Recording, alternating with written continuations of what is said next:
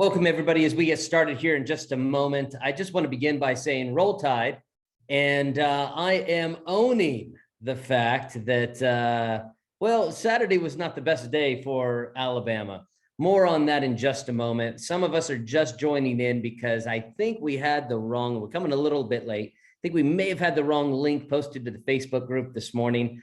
And in doing so, I think some of us, including myself, was waiting in the wrong waiting room. So thank you for your patience on our technical difficulties as we get right into our session today. Speaking of technical difficulties, Saturday's Alabama versus Tennessee game. Now, if you are a Tennessee fan, God bless your heart, you finally had a good weekend. But for us that are Alabama fans, or what some would call bandwagon football fans, it was our first rough week in a very long time, but we had a good time anyway. Today we are joined, and I can tell that people are having a difficult time connecting. So I'm just going to continue to open up because I do know a lot of you are watching this later to see if you missed anything from the very beginning.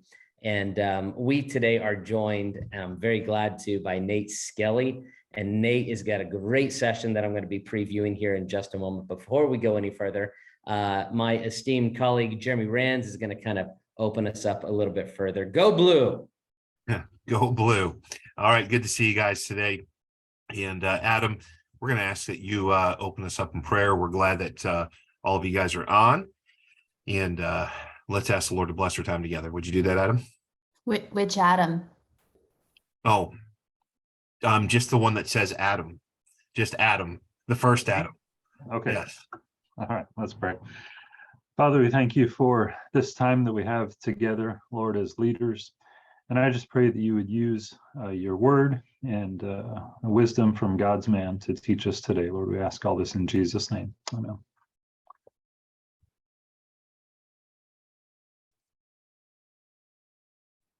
Today, we do have an opportunity hearing from Nate Skelly. We're going to be talking about confronting poverty theology. Yeah, it's true, of course, that there is a major problem in modern day evangelicalism about prosperity theology, the false doctrine that somehow God is more pleased with us if he's given us more money, or that God only is really interested in our health and wealth. Well, of course, that's been confronted, and it's been confronted by many individuals, no further down than people like Costi Hinn. And these are well documented, and we're glad, and we preach against this. But there's another theology that has been spreading broadly within good circles, within good Christian circles, and that is of a poverty theology.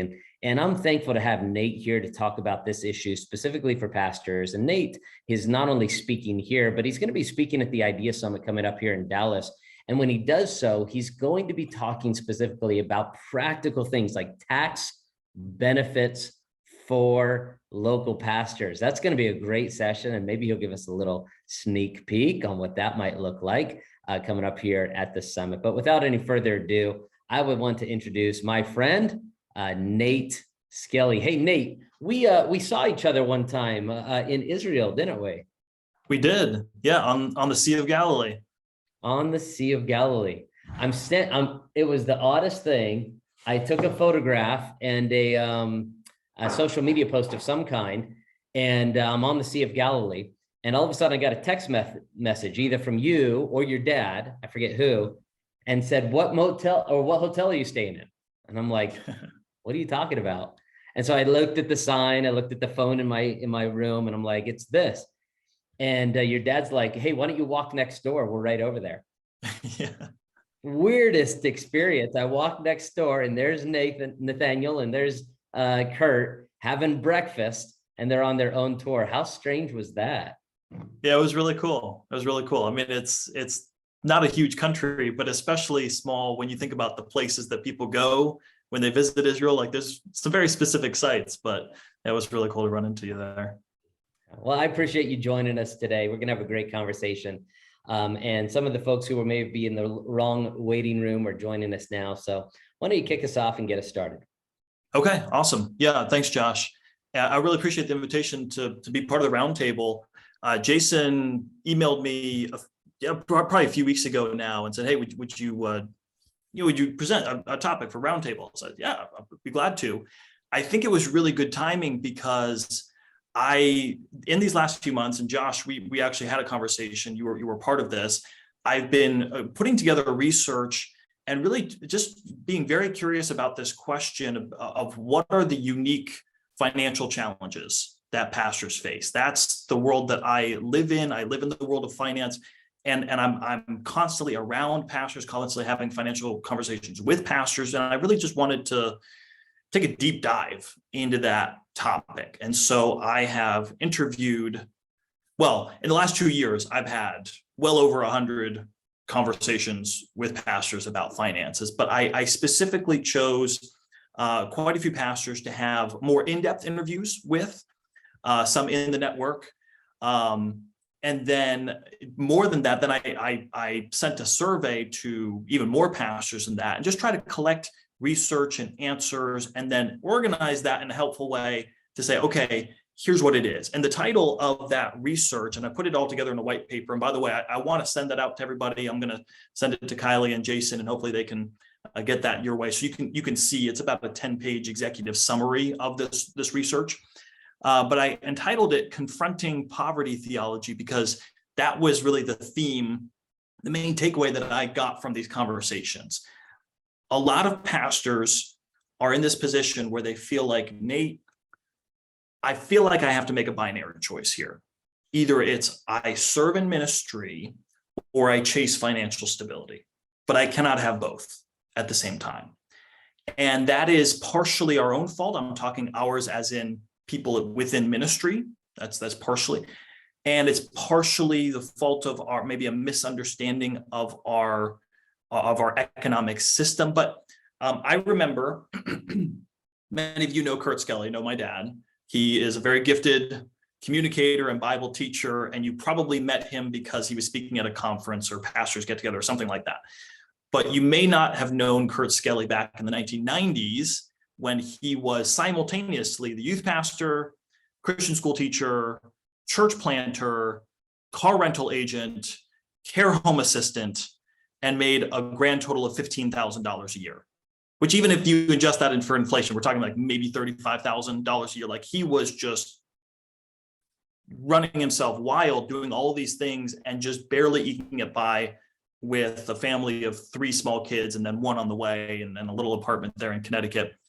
And he didn't realize it at the time, but he was wrestling with poverty theology. There is a whole generation, and I think you guys know what I'm talking about. There's a whole generation of pastors who were taught and maybe even passed along what they were taught, this idea that you opt out of Social Security, you don't save for retirement, you don't get a side hustle, you shun all of the conventional financial advice, and you just preach the gospel and trust God.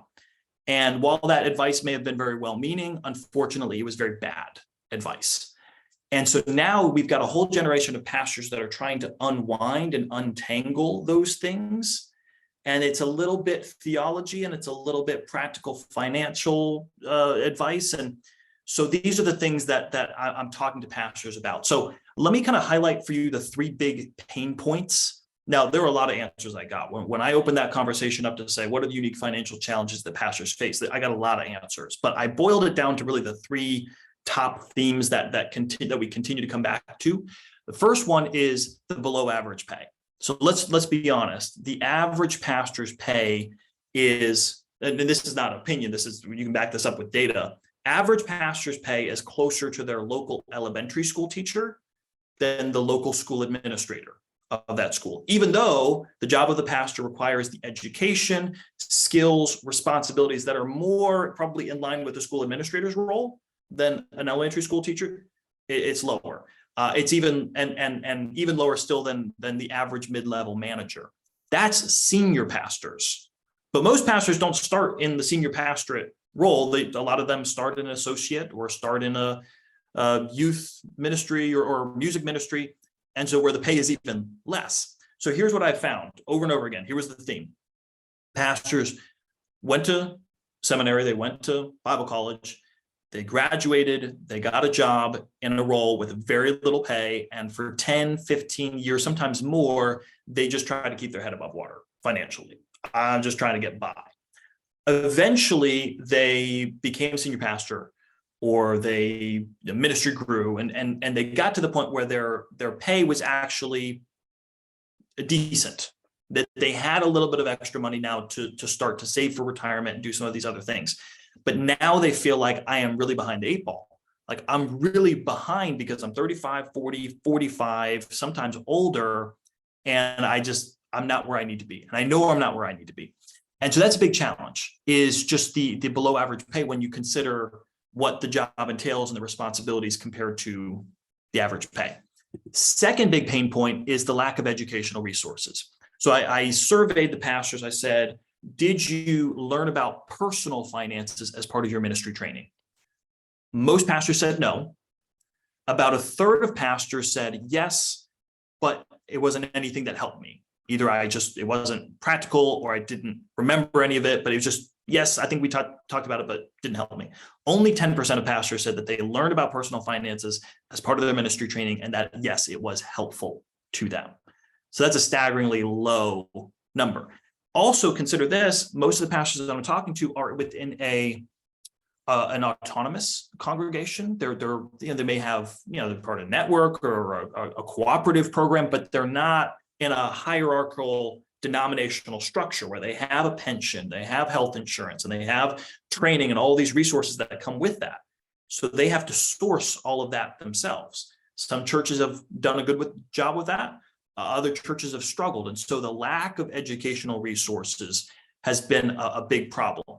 One of the questions I asked pastors is, I said, okay, what are the sources of, when you need to make a personal financial choice, what sources do you go to? I gave them some different options, and you pick more than one if you want to. Most popular answer was a friend. Most pastors, about half of pastors, I should say, when they have a financial question, they go to a friend. Usually that's a pastor friend or somebody in their congregation who is financially savvy, or at least they believe to be financially savvy. Behind that, the second most popular answer was either a financial advisor or book. But we had many different answers, YouTube, podcasts, family member, all down the line. It was pretty spread out. So what I found is that there really is no one set source that pastors are going to get financial guidance in their life. It really is kind of a shotgun approach. They're Googling it, they're looking up YouTube pages, they're talking to their friends, they're talking to their family, maybe an advisor, and kind of trying to cobble together some sort of semblance for how to make financial decisions. So it's a really very broad approach. And I think that's a part of the problem too, is pastors don't really have a place or consistent places that they can go to look for that financial guidance. And then thirdly, the last big challenge was the communication gap. Because let's be honest, so far I've been talking about pastors who are getting paid from their church, but that's not every pastor, right? A lot of pastors are serving in a capacity where the church is just maybe not able to support them, or the pastor has chosen for whatever reason, or for one reason or another, to not collect pay from the church. But that communication is so difficult. I mean, talking about money is hard enough, but then when you're a pastor, you're very aware of the perceived conflict of interest, right? I don't want the perception of me to be that I'm about money, or that I'm overly concerned about my compensation. And having that honest conversation with church leadership about what fair compensation looks like, making sure that you are able to meet the needs of your family, is very difficult, and one that a lot of pastors just don't feel very equipped to have. So these are the pain points, right? And I think the big one is finding those resources. And so part of that follow-up to those conversations was, okay, when trying to find financial guidance, what are the challenges? And really it's twofold. Number one, the challenge is trust. Who do I trust to give me good financial guidance? And I will speak, and I'm in the finance industry, and I will speak very candidly. Part of the trust problem is our fault, talking about the financial advice industry.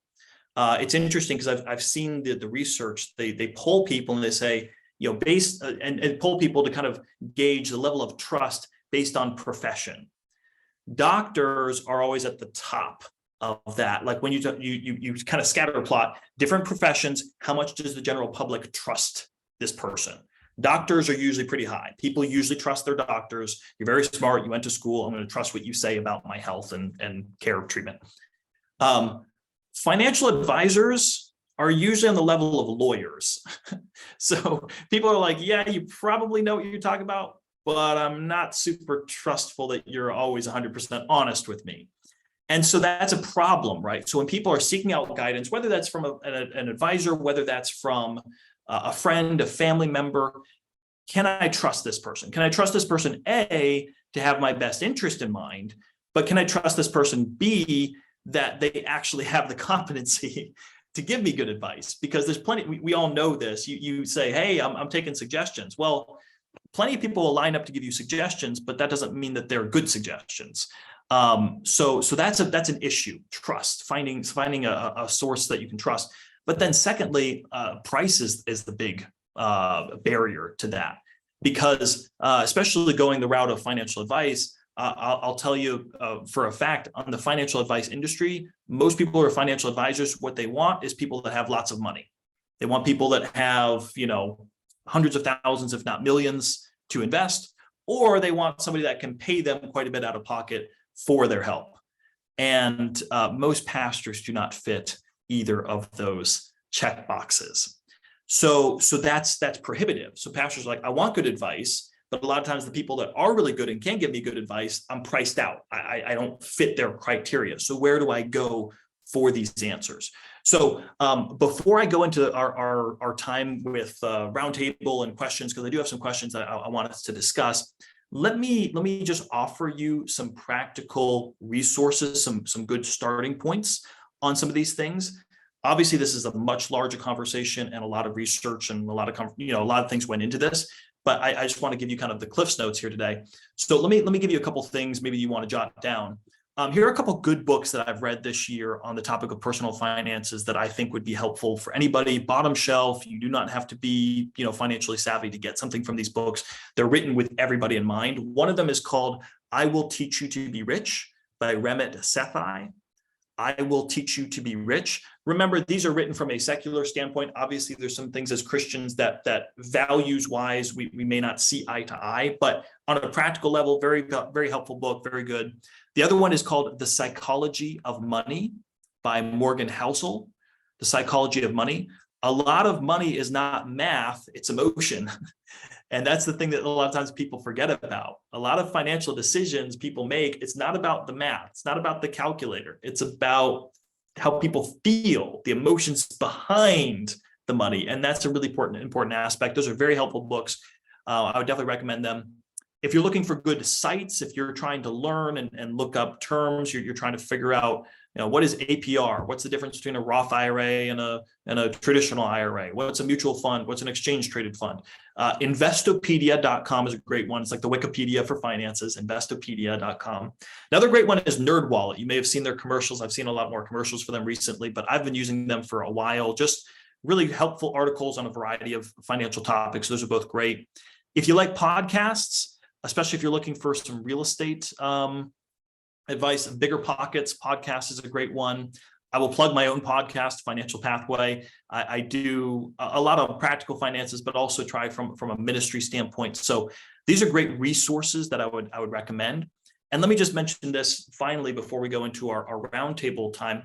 Part of this research, what I was trying to do with it is try to figure out what is the right solution for this. What's the right solution for pastors who want financial guidance, mentorship, education, but need to be able to access that at a level that makes sense for them price-wise? So I've been in development and I'm getting ready to launch here very soon. It'll be kind of if you're familiar with Masterclass, kind of a masterclass approach, group mentorship type of approach.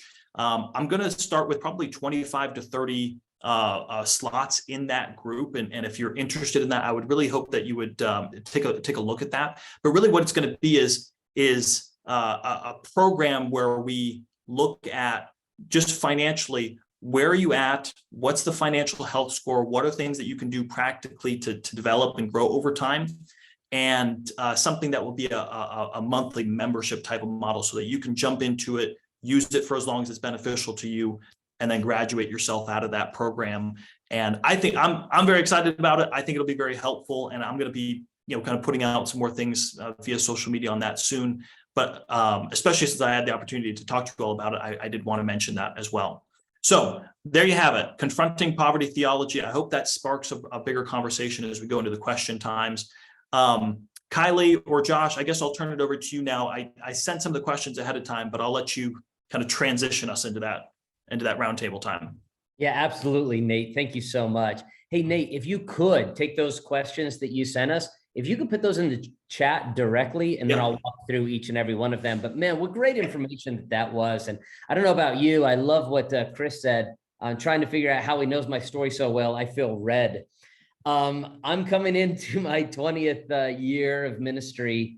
And so much of even what I was told 20 years ago, I was being trained under a mindset that was very much as you described, and that we are not expected necessarily to eat cat food and dog food in the evening, but we can't actually expect to retire one day. We can't actually expect to be able to go on a nice family vacation, and all of these things were kind of in the back of the mind. And so I'm so glad that you're addressing this issue and how exactly we as believers and followers of Christ, but specifically in ministry, can prepare for the future. Now, as these questions come in, I want each and every one of us to wrestle with them individually. And we're going to stay in one large room today so that we can have access to Nate and hear his thoughts on each of these as well. And of course, we want to especially hear from Jeremy on some of these questions and thoughts as well. Number one, what are the unique financial challenges that pastors face? Really like you to begin thinking through that. And he already mentioned that. Nate mentioned that in his introduction, that one of the things he's been doing is asking pastors in our network and outside of our network, what are those challenges? And I want you to begin wrestling with that right now. In comparison to the folks that you work with in your church, what are some of these unique financial challenges that pastors may face? Then who wants to begin there? Anybody want to start out? Nate, as individuals are preparing to answer, what are some of the ones that you've heard come up over and over again? Yeah, a big one is taxes, paying both the employer and employee side of your Medicare and Social Security taxes. That's a big challenge. Honestly, a little bit of job security for some guys, kind of feeling that like, I just kind of know that in ministry, sometimes things happen. And what happens if I have to resign my church? What happens if the church doesn't want me there anymore? That's a challenge. I think another big one is benefits. Like you work for Walmart, you work for Microsoft, and you get benefits. A lot of churches don't have that, can't afford, so you're having to cobble that together. Those were some common ones. Very good. Anybody else? Yeah, go ahead, Chris.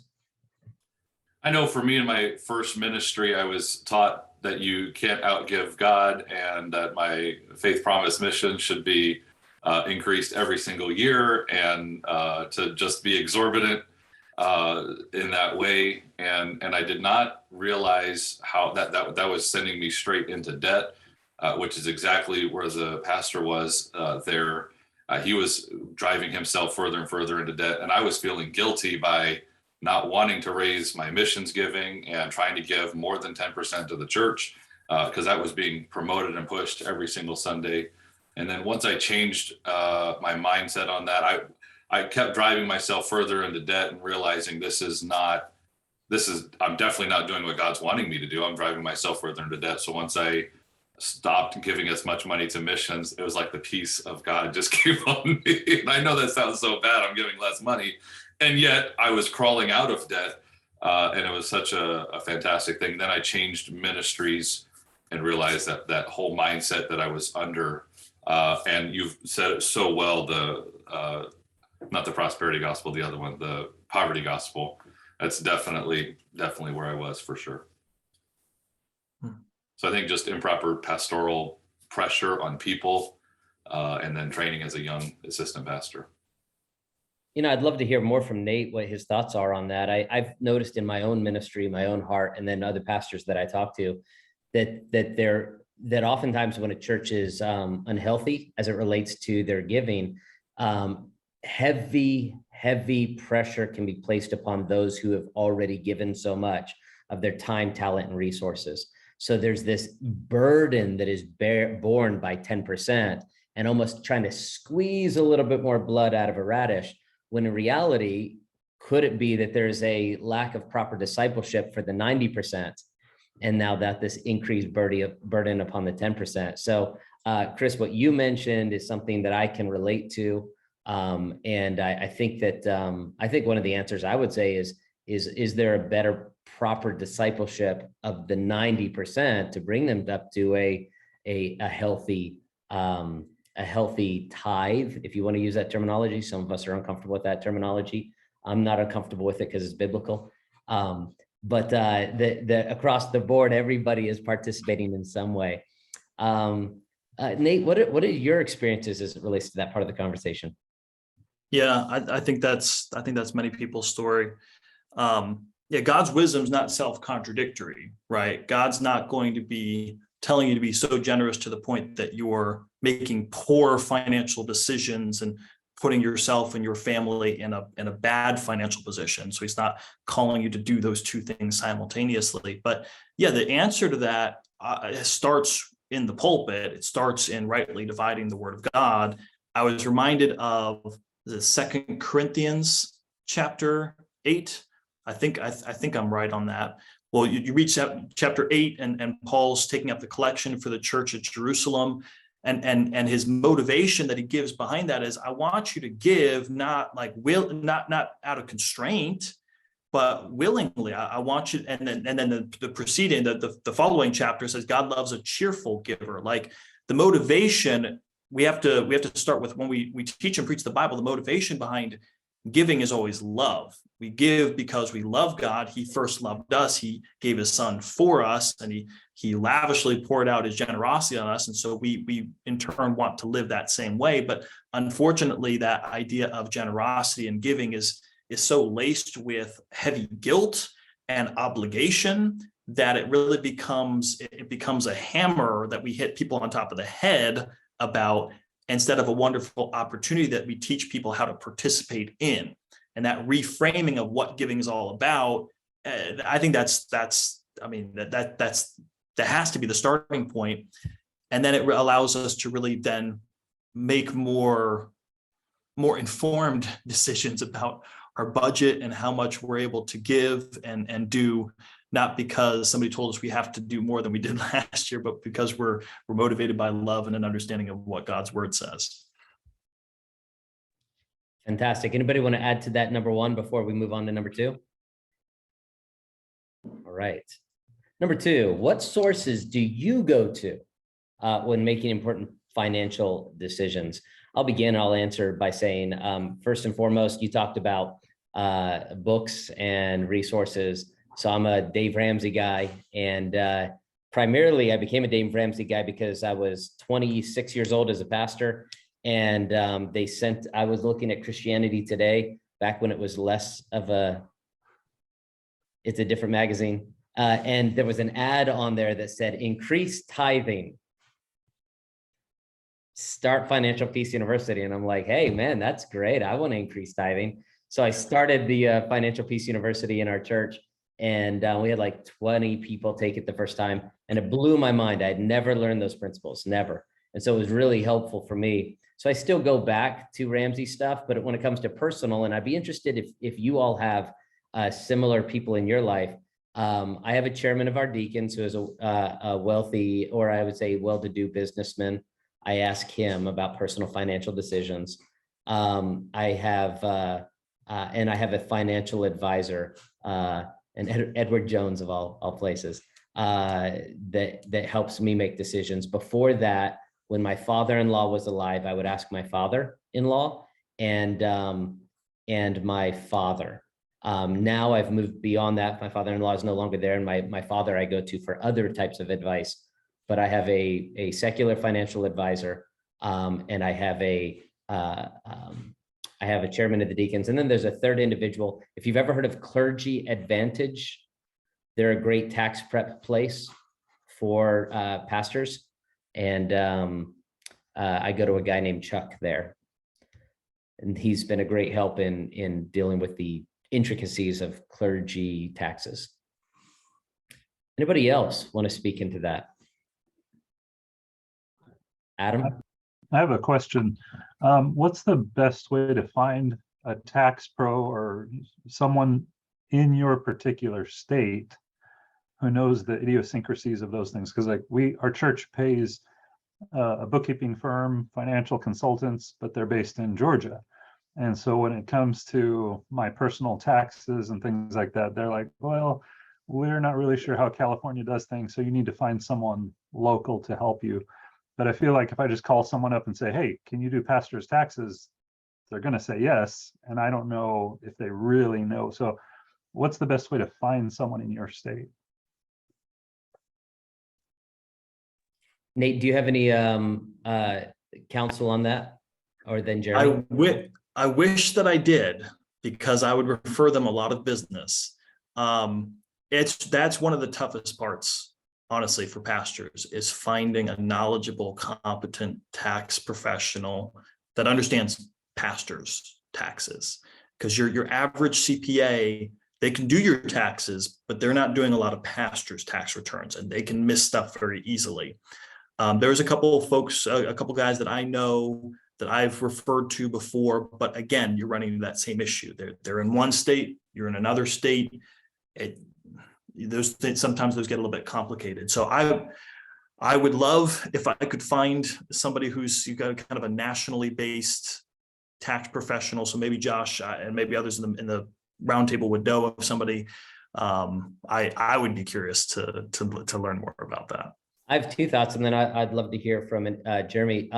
Number one, Clergy Advantage is stationed in Colorado, but they're aware of tax laws as it relates to each and every one of the states, and then they have people that research for those states.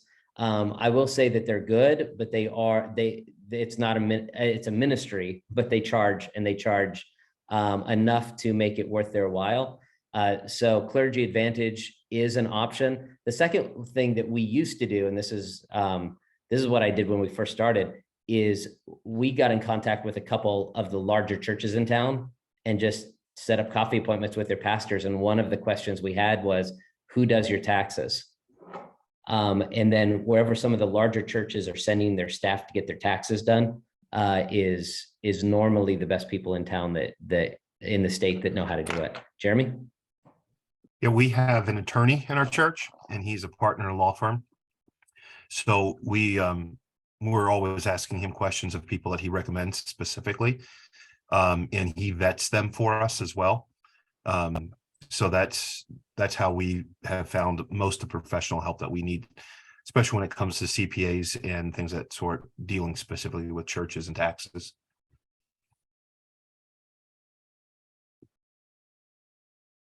Anybody else have any other thoughts on how you find somebody? I think what Josh just said as well was great. Find the largest church in the area and just ask them who they deal with. They're probably going to have the right person. And what'll happen if you do try to ask that question in a random phone call, nobody's going to talk to you. So the best thing to do is actually call and say, I'd love to schedule just an hour coffee appointment with administrative pastor so-and-so or executive pastor so-and-so, and make it more about than just that question. Ask about ministry in general, counsel, what's it like pastoring in the city? And that can be one of your 7 or 8 questions. Then you get a bunch of other information. But normally those kind of questions are looked at oddly if you don't practically couch it in other questions. So that's what I would counsel. Any other questions, follow up with that before we move on to point number 3? All right, let's go to number 3 here. What is the best financial decision you've made thus far in ministry as it relates to your personal financial decision? For us, I mean, it's going to vary. And I know, Nate, I'd be interested to know what you've had most answered to this question. But for us, early on, my parents told me to buy a house, and we bought a house. And there have been other decisions along the way, but talking to your deacons honestly, no matter how small the church, is one of the best decisions you can make. To sit down with them and actually explain where you're at and what your needs are. Honest and open communication is one of the best decisions that could be made within a local church setting from a pastor's point of view. Nate, what are your thoughts? Most common answer I got to that question was not overextending myself and getting in debt. Most common answer I heard from pastors was, I've lived simply, haven't tried to have it all, and not gotten in credit card debt. That's the best thing I've done, and that's huge. Another one was, Josh, you mentioned the Dave Ramsey financial piece. I think that's been kind of the eye opener for a lot of pastors to be like, okay, here's finance 101. Have an emergency fund. Don't get into credit card debt. Start to save on a regular basis. Just getting that financial foundation in place for a lot of pastors, I think it's been huge. Those were the two that I remember as being the most common answers. Hey, Nate, what are your thoughts about not paying your house off, but keeping it as a tax write-off? What do you have any thoughts on that? Yeah, that's always a really interesting question, and it's one that I've gotten quite often, especially in this age where, not anymore, but not too long ago, we were having, sub 3% interest mortgages, and it prompted a question for people like, is it really smart to pay off my mortgage? And so there's a math part of that question, and then there's the emotional part of that question. The math tells you, hey, if I can invest my money for the next 20 years and earn 7 to 8% versus paying off my house in that same time period and making 3%, well, the math tells us what the better, what's going to add to our bottom line more. But that doesn't take into account the full equation, because there is a peace of mind, there is a lifting of a burden that having no mortgage plays, that for some people is very important. So I tend to be the person who's a little bit more, I want to see it as the math problem. And if I've got a 3% mortgage and I can make a lot more money investing for the long term, then that's what I want to do. I want to just think more in those terms. But that's not everybody. So when I have conversations with people about that, a lot of times it's trying to open up those conversations to be a little bit more about, okay, let's back up for a second. Let's talk about, why is money important to you? What about money is important to you? Let's get really clear about the goal here. Are we going to be moving from this house soon? Is there a possibility of relocating? Is this the forever home? Tell me about your experience with money. What is that background like? What was it like with your? So all of those really inform that question better. So unfortunately, in my seat, a lot of times the answer to the questions is, it depends. And that can be one of the most frustrating answers to the questions, like, oh, okay. So in other words, you can't answer the question, but it does depend. And those are the two big things that go into that equation. Nowadays, though, I would say if you're looking at a mortgage that's 6-7%, that makes it a lot easier of an answer for me. If you're paying 6-7% or more on a mortgage, almost always you're going to be better off trying to pay that down before trying to do extra on the investment side. Very good. I'm going to answer this this third question as well. Best financial decision I've made thus far. Becoming a business owner and distributor of water filters has been really helpful, and I can sign you all up to own your own business as well. And all you have to do is have a $10,000 deposit by the end of the day. So this is a huge, and I've got a garage full of water filters I need to get rid of. So if you could help me out, it's been a great, Chris says he said. So just DM me. I just want to put that out there. I want you to be a successful business owner. Have you guys seen the rise of MLMs and pyramid schemes within your local church? No? okay, maybe it's a Vegas thing. This has been a constant in my ministry for 18 years. It's just crazy. Chris, you're right. You're shaking your head. Okay, yeah, we see quite a bit of it in our community. All right, let's see here. Does this deal end with the roundtable? Yeah, no. Yeah, it's open to you and all of your friends. Also, if you could send me your siblings and cousins' phone numbers, I would like them to be successful financially as well.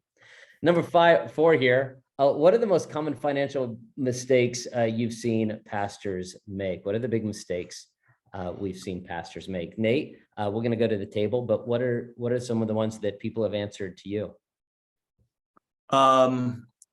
Trying to keep up with their church members is a really big one. You pull into the parking lot of the church, you see the cars that they drive, you follow them on social media, you see where they go for vacation, you visit them and you see the neighborhood that they live in. And there's a very real pull in the heart of a pastor that says, I should be able to do that too. That's a really tough one. So overextending themselves to keep up with the Joneses, to feel like they have to be at a certain standard of living. Opting out of Social Security is a big one. Unfortunately, there's really not much to do about that, though. If you've done it, you've done it. You can't reverse it. Maybe that window will open again in the future, but if it's done, it's done. Trying to think what other common financial mistakes, and not saving for retirement. That's another big one. Just kind of having this attitude of it'll be okay. It'll be okay. It'll be okay. If you don't do anything about it, no, it won't. And so starting as early as possible, taking the steps that are within your power to save and prepare for the future. Those are some of the common ones that I heard to that question. In my conversations with a lot of young ministry leaders between the ages of 25 to 45, one of the big mistakes is not, in my estimation, is not considering bivocational ministry when they should be considering bivocational ministry. And that is a judgment call, I know, and one that I can sit from my position safely and securely in a larger church setting. But one of the counsels I've given in private conversation, probably a dozen times in the last few months, is you may need to and you may want to consider bivocational ministry. I think one of the reasons why that is looked down upon, and I just did a podcast about this with several bivo pastors within the Idea Network. I think it comes out next month with the Idea Talks. There are multiple reasons why this is not considered. Number one, it's because we consider bivocational ministry, meaning I pastor on Sunday and I sling pizzas on Monday. And we don't consider bivocational ministry as a genuine opportunity of not only pastoring within the community, but also making a very solid living that does reflect the community in which I pastor, to where I can dedicate a solid 15 to 20 hours a week shepherding, and I can dedicate a solid 40 hours a week in an actual career. So what was formerly referred to as bivocational ministry, many are now looking at as co-vocational ministry, a choice to pursue a career outside of paid ministry so that I can properly take care of my family and help the local church, especially between the size of 40 people to 200 people, really advance to the place where it can be. So I think that is a mistake, not considering it as a real option. Also, there's an emotional element to that. You talk about the emotional element of paying off your house. There's an emotional element of, I've already invested time in training for ministry and degrees in ministry and 5 years in ministry. And it feels like this huge step back. And I think the conversation has to change in American Christianity, that if this is God's plan, God's calling for you, this is not a step back, this is a step forward for the local church and for your family and for the next generation of ministry leaders to begin seeing it that way. So I do think that that is a mistake that's being made. Nick, you want to follow up on that, or do you have another mistake that's being made? Nick? Well, I was going to follow up on that, and then a mistake that could follow that. One of the sponsors for the Idea Day was Marketplace Chaplains. So I'm a Marketplace chaplain. So really, not by necessity, really, but it does provide extra income, but it also allows for ministry. So our church has directly benefited from my being in the Marketplace. We've not only got leaders out of that, but also just church members. We've seen salvations. So that's an option for someone who may need that extra work, but it's also ministry. So it kind of goes hand in hand. It's extra income. And then I would say beyond that, probably a mistake. And I was there. One, it would be taking personal risks. You know, a lot of times in the church, we call people to, you know, hey, we got to take this step of faith or whatever. But I probably stayed by vocational a little too long, especially in the work that I was doing before coming on full time and doing marketplace ministries on the side, where I was burning out. And so I finally had to take that risk along with the church. Had a group of men who were serving as an oversight team for us, where basically I just said, look, it's got to be one or the other because I can't do both, because the church was growing out of phase. And I've seen some pastors hold on to that bivocational because they're afraid to trust the church. They're afraid to trust God to provide through the church once the church gets to that certain size, because there is going to come a day that the church is going to need your full-time attention. But if you're used to getting that income on the side, it can be hard to pull away from that and go, hey, I'm going to trust now that God's going to provide through the church. So that could be a mistake as well.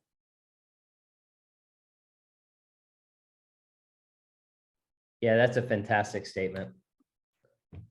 Very Hey, Nate, if a church is giving 3 to 4% in a IRA or some kind of retirement, at what point would you say max that out to the limit? I think an IRA might be like 14,000 or so if you're under 50, versus taking a portion of that and putting it into like a Roth IRA. Once you've gotten your 3 or 4%, whatever the church is matching. Yeah. I really appreciate that question, Jeremy. Here's one of the questions I asked as part of my research was, are you aware of the specific tax advantages for church-sponsored 403B plans? About 3/4 of pastors said, no, I am not. So there's a huge gap in knowledge here. So if you get nothing else from this roundtable, I hope pastors you listen up, because this is huge. If your church sponsors a 403B plan, you as a pastor are able to contribute money into it. Whatever you contribute out of your paycheck, you do not have to pay the Social Security and Medicare taxes on that amount. When you reach retirement age, if your church designates for you a housing allowance amount, because you can collect housing allowance while you're a pastor, but many pastors don't realize they can still collect housing allowance even after they've retired and no longer work for the church. So let's say you've built up this 403B and it has $300,000 in it. If your church has designated $20,000 a year for you for your housing allowance, and you take out $20,000 out of your 403B, you can designate that as your housing allowance, even though you no longer work for the church. Meaning that $20,000 comes out tax-free. It went in tax-free, it grew tax-free, it comes out tax-free. Not only that, but you do not have to pay the Social Security and Medicare taxes on the way out either. This is a massive tax advantage for pastors. It's one of the ones I'll be talking about at the summit. So there's your plug, Josh, for the summit. It is, so what I always tell pastors is, man, you need to look at setting up a 403B. Now, at the risk of, guys, please believe me, like I hate plugging myself, but I'm only saying this because it's like, this is the world that I live in, and this is why I'm doing these things.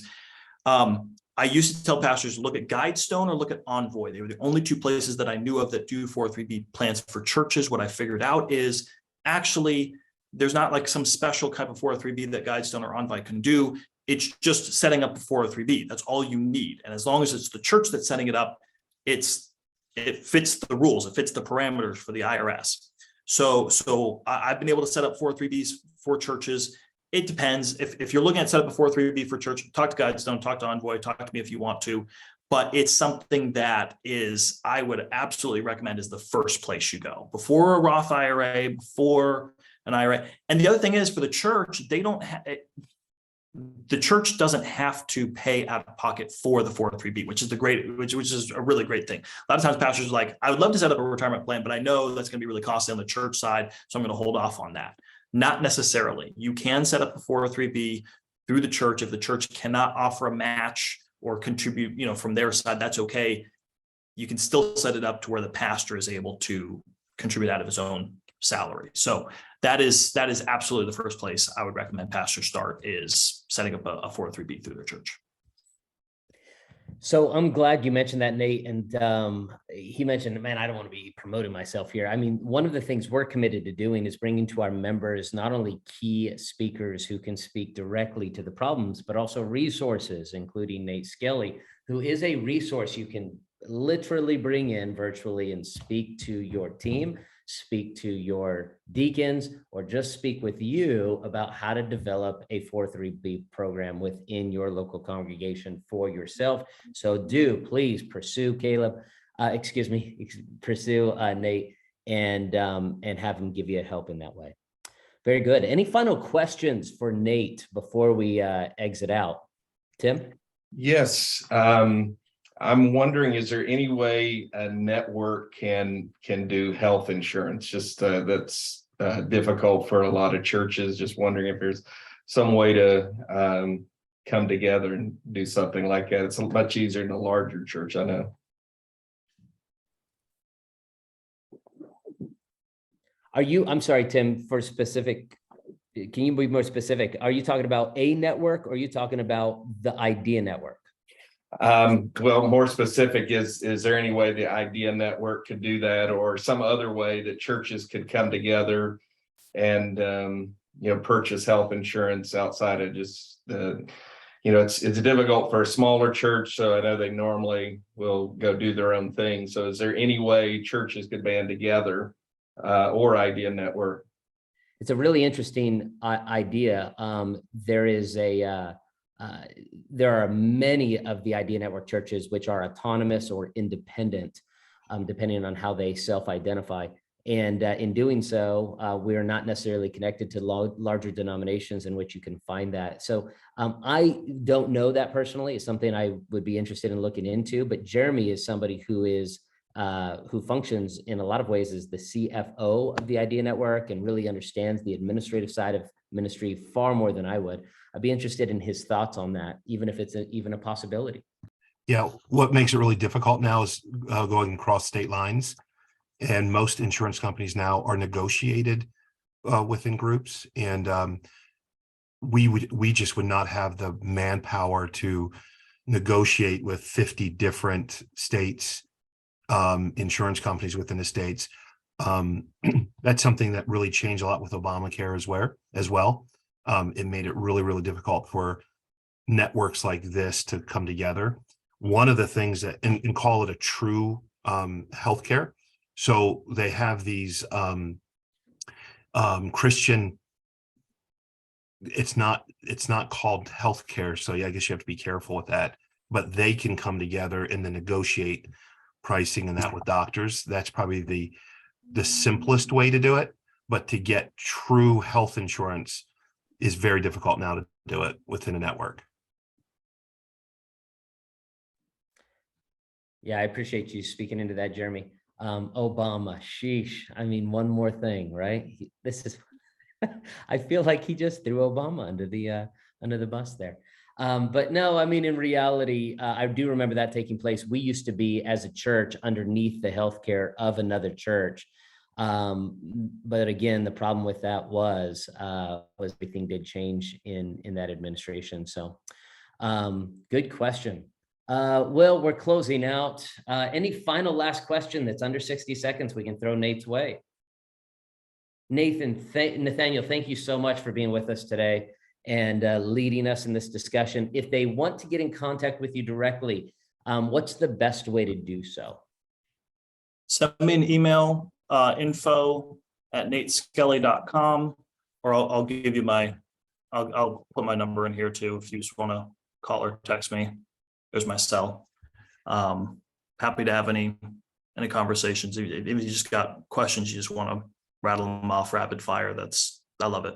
So awesome. Thanks, Nate, for any last minute rapid fire question. Oh, we have one from Chris, and then we're going to be. It's not really a rapid fire question real fast. It's a special thank you to the charter membership for sending me on my Cape Cod vacation coming up here on Friday. So appreciate it.